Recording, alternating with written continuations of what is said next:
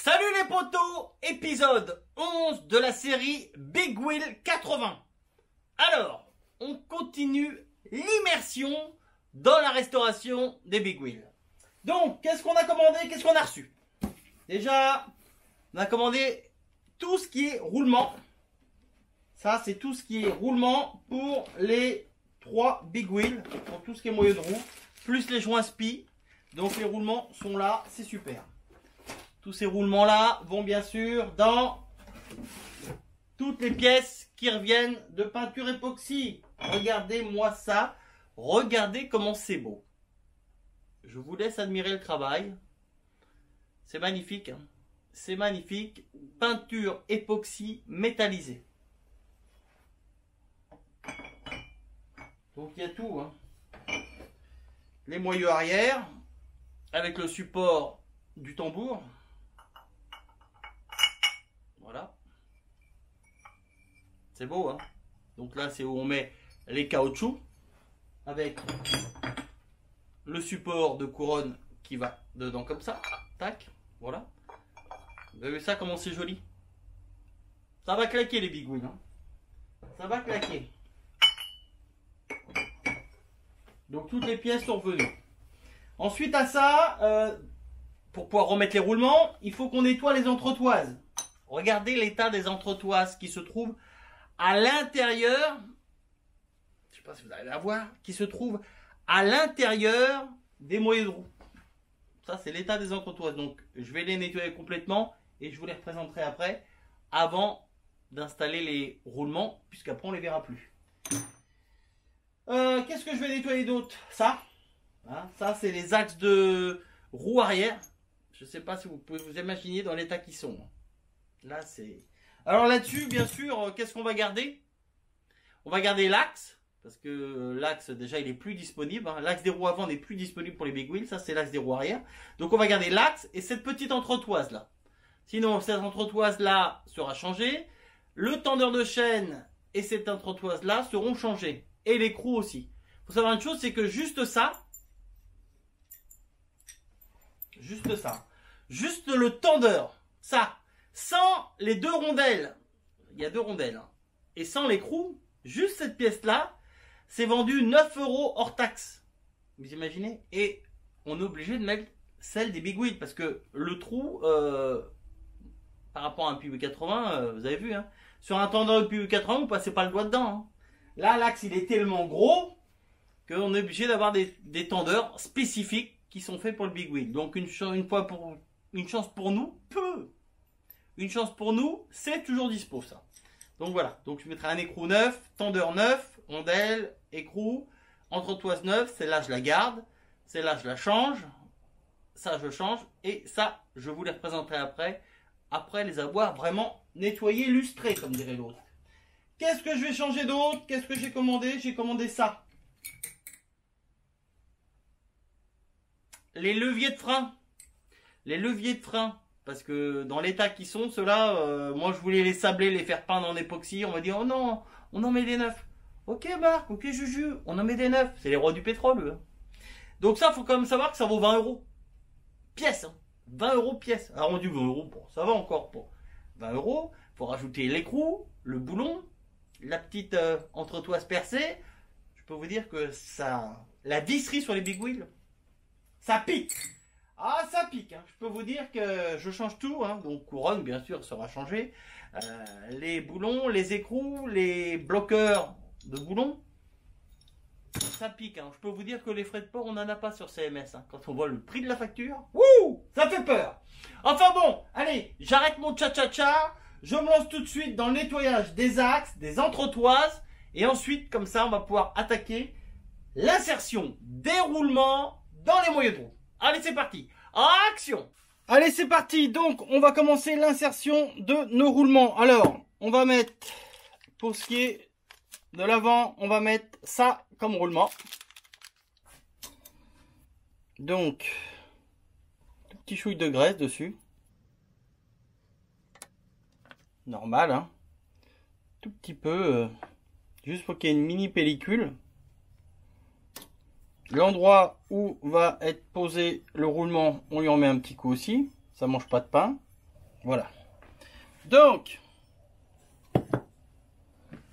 un roulement en dessous. Voilà. Notre entretoise qui doit se retrouver à l'intérieur, on va l'enduire d'une pellicule de graisse pour pas qu'elle s'oxyde non plus. Même s'il n'y a pas de friction sur cette pièce, ça évite qu'elle rouille, tout simplement, puisque c'est du métal. Donc une petite couche une petite pellicule comme ça, voilà, et ça va tout seul. Tac. Ensuite, on met notre roulement au-dessus. On se place comme il faut. Donc là, on est en appui sur le roulement du haut et le roulement du bas. Comme ça force nulle part. Et vous allez voir, ça rentre tout seul. On défait. On reprend. Voilà. Tac. Donc ensuite, on vérifie. Vous voyez, il y a du jeu dans mon entretoise. Ça veut dire qu'il n'est pas entièrement rentré. Donc, déjà, on va faire en sorte que celui-ci soit bien rentré à fond.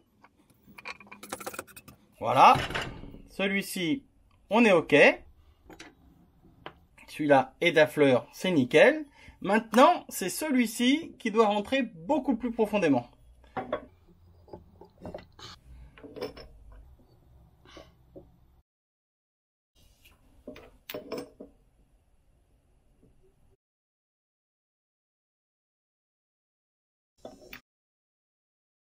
Alors là, je vais vérifier si c'est assez rentré. Et là, vous avez vu, il n'y a plus de jeu. On n'entend plus l'entretoise. C'est tout simplement qu'on est en appui de chaque côté. Là, on sait que notre entretoise, elle est bien mise. On va lui mettre son joint spi. Tac. On rentre notre joint spi gentiment, tranquillement. Il y aura un petit peu de graisse dessus. Tac. Ça, il n'y a pas besoin de forcer, ça doit rentrer tout seul. Hein. Je le mets à la presse, mais regardez, ça rentre tout seul. Hein. Dès que ça force un peu, stock, c'est bon, c'est qu'on est en appui. Voilà, notre joint spi est arrivé au niveau du roulement. Voilà, donc là, vous voyez, le moyeu de roue avant est opérationnel. Donc ensuite, pareil, ça c'est le support de couronne pour l'arrière. Donc un petit peu, une petite pellicule de graisse. Le roulement qu'on lui met, c'est ça, référence, c'est celle-là. Je ne sais pas si vous arrivez à lire. Voilà. Alors des fois, ça rentre tout seul, des fois il faut la presse. Tac, coup de chiffon. On va mettre un morceau de bois pour pas esquinter la peinture en dessous. Est-ce qu'on est toujours sur la caméra? Oui, nickel. Il va falloir que je remonte un peu plus ça.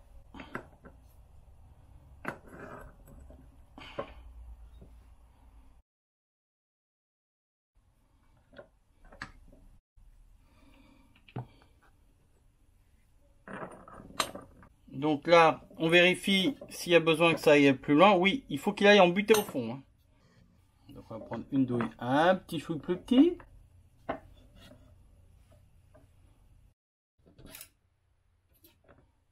Le craquement, c'est le bois. Comme ça, il n'y a pas de souci. Voilà. Notre pièce est bien en place. Impeccable. Qu'est-ce qu'il nous reste à faire? Pour là, il nous reste à mettre le joint spi. Non, le joint spi, le voilà. Alors, il n'y a pas besoin de presse. Hein,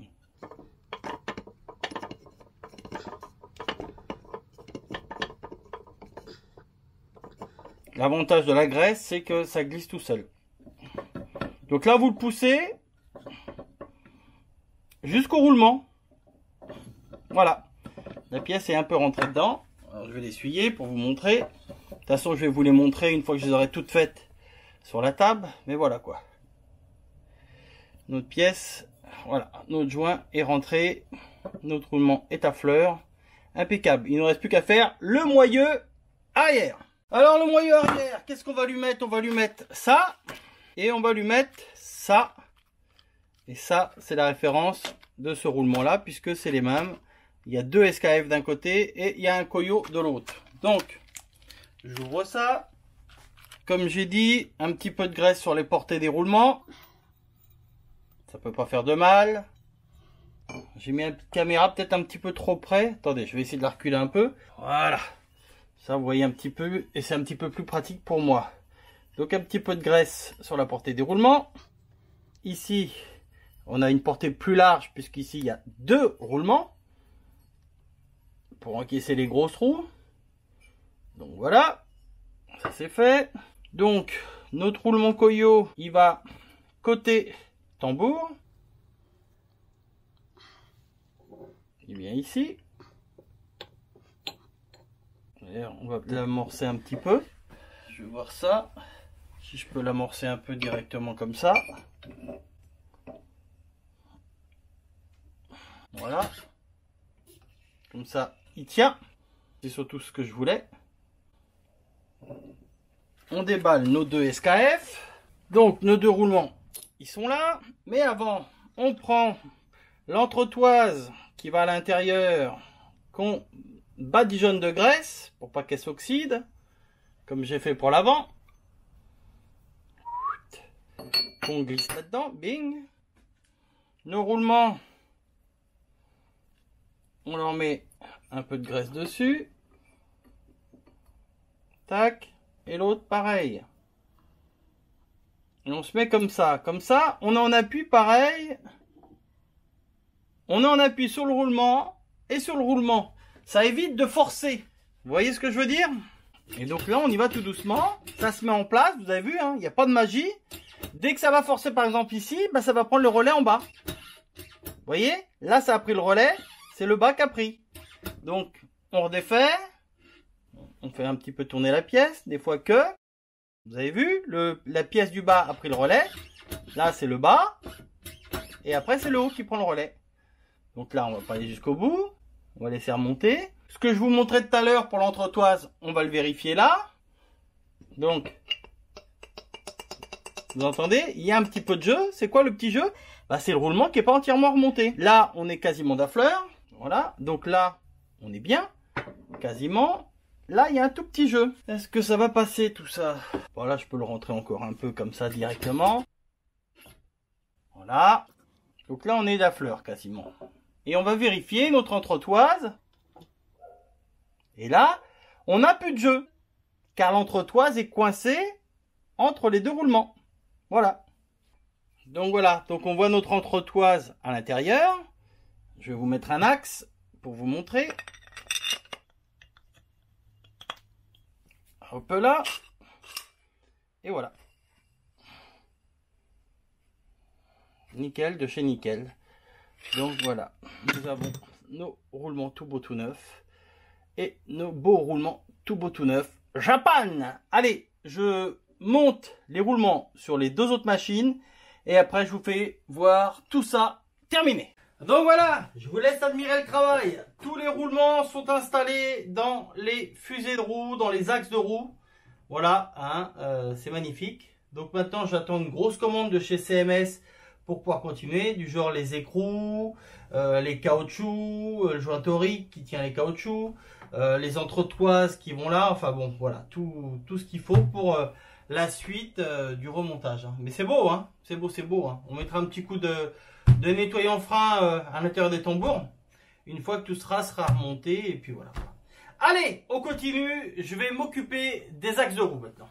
Donc, concernant nos axes de roue, déjà, tout ça, c'est ce qui va être remplacé. Tout ça a été commandé en neuf. On va mettre tout ça en neuf. Sur nos axes arrière, on garde quoi? Ça, axe de roue arrière. Ça, on le garde. Et on garde ça. Cette petite entretoise là. Voilà. Ça, c'est les 2 seules pièces concernant l'axe de la roue arrière qu'on garde.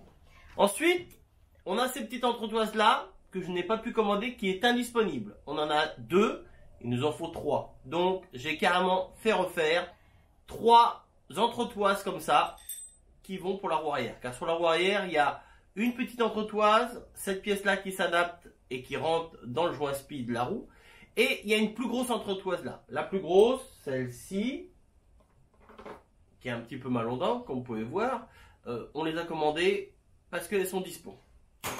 Alors que celles-ci qui sont plus petites ne sont pas dispo. Je sais pas pourquoi. Donc, Et pour la roue avant, il me manquait l'axe de la roue avant sur ma machine. Et oui, j'ai acheté ça, il n'y avait pas l'axe de la roue. On a cherché un petit peu partout. On a trouvé deux axes d'occasion à vendre au Japon. Le prix de la pièce plus les frais de port, on arrivait à 130 €. Mais surtout, on ne pouvait pas commander la pièce au Japon puisqu'ils ne voulaient pas l'envoyer en France. Donc il fallait qu'on passe par une autre adresse qu'on avait. Résultat des courses, ça nous revenait à pas loin de 150 € un axe de roue avant, qui est même plus petit que cela. J'ai dit non. Du coup, j'ai fait faire par un tourneur fraiseur, ou plutôt Marc m'a fait faire par un tourneur fraiseur l'axe de la roue avant. Donc je vais avoir un axe de roue avant tout neuf, tout neuf, tout neuf, tout neuf. Ainsi que les entretoises, les petites entretoises. On aura 3 entretoises toutes neuves. Comme ça, vraiment, ça va être neuf de chez neuf. Ça, c'était concernant les axes de roue. Maintenant, nos machines ont 35 ans. On a refait toute la fourche à neuf. À l'arrière, notre amortisseur, il a 35 ans. Et donc, il est quand même fatigué. C'est une pièce qui s'use. Donc, on va pas acheter 3 amortisseurs de Big Wheel puisque ce n'est pas disponible. On va se faire une petite option. Les Big Wheel sont un petit peu moins moches que les Piwi 80 parce que c'est vrai que le Piwi 80, l'arrière du Piwi 80, c'est vraiment très moche. J'insiste, très moche. Faut pas me dire le contraire. Le cul d'un Piwi 80 d'origine, c'est super bas, c'est super moche. Les Big Wheel un petit peu moins. Je peux pas vous montrer les photos, elles sont là en hauteur. Je vais vous les faire apparaître là. C'est un petit peu moins bas du cul qu'un Piwi. Mais on va quand même se faire une petite option étant donné qu'on pèse pas 30 kg. Julien, plus ça va, plus il prend de poids, même s'il s'est mis au vélo. Donc on va anticiper les choses. On va se faire une petite option de se mettre 3 amortisseurs qui ne sont pas des amortisseurs de Big Wheel 80 et qui ne sont pas des amortisseurs de Piwi 80. Alors qu'est-ce qu'on a mis? Je vous montre. Ou plutôt, qu'est-ce qu'on va mettre? Ou plutôt, qu'est-ce que je vais mettre? 3 amortisseurs de 110 TTR. Alors c'est de l'introuvable. Hein. Chez Yamaha, ce n'est pas disponible. Des amortisseurs de 110 TTR alors que c'est récent. Hein. Et puis voilà. Donc là, je ne sais pas si vous arrivez à voir. Ici, vous avez une petite étiquette avec l'année 2012. Donc on a 3 amortisseurs. Nickel. Je vais les démonter. Sabler les ressorts. Peindre les ressorts. Enlever les caoutchoucs. Alors, vous allez dire pourquoi enlever les caoutchoucs? Ils ont 10 ans les amortisseurs. Bah c'est tout simplement que j'avais commandé les amortisseurs pour les changer sur les amortisseurs des Big Wheel. Donc on a 6 amortisseurs cylinder block à insérer dedans. Donc je vais faire sauter cela et je vais mettre les neufs, les nettoyer complètement, monter les ressorts, sabler et repeints. Et comme ça, concernant l'amortisseur arrière, on sera au top. Et ça, par rapport à un amortisseur de Piwi ou de Big Wheel, c'est 1 cm plus grand. Le top, ce qu'il nous fallait. Légèrement, mais très légèrement remonté du cul, au top. Même Julien, quand il va faire 90 kg, ça ne se verra pas, ça passera comme une lettre à la poste, comme dirait l'autre. Bon allez, on arrête les conneries. Sur ce, j'arrête pour aujourd'hui. Hein, les vidéos à rallonge, faut arrêter un petit peu. On me met un petit pouce bleu, un petit commentaire constructif. On n'hésite pas, on pense à s'abonner à la chaîne si on aime les vidéos. Et puis, bah, moi, je vous dis à très bientôt pour le prochain épisode. Ciao, bye bye!